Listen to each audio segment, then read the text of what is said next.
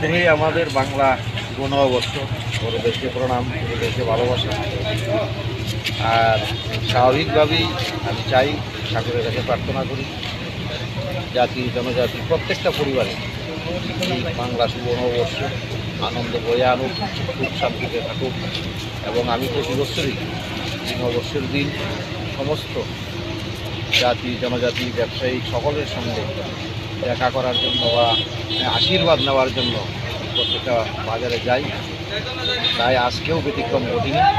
আমি আমার কল্যাণপুর বিধানসভার কল্যাণপুর বাজারে প্রত্যেক গুরুজনদের সঙ্গে সাক্ষাৎ দেখা, আশীর্বাদ নেওয়া, ছোটোদের ভালোবাসা, সেই দিকে আবার তারপর চৌধুরী বাজারে যাব।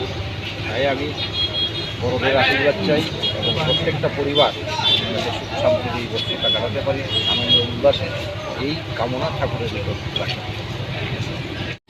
আমাদের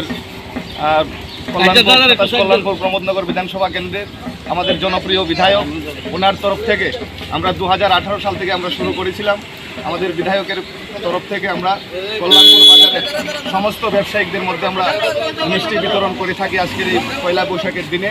এবারও আমরা আমাদের কল্যাণপুর বাজারে আমাদের বিধায়ককে সঙ্গে নিয়ে আমরা বেরিয়ে, কিন্তু একটা দুঃখের ব্যাপার, আজকে বিধায়ক আমাদের সঙ্গে হাঁটতে পারেননি।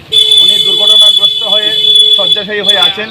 উনি গাড়ি নিয়ে আমাদের সঙ্গে আছেন, গাড়ি থেকে নামতে পারছেন না, কিন্তু গাড়ি থেকে প্রত্যেকটা ব্যবসায়ীদের সাথে উনি আশীর্বাদ প্রার্থনা করছেন।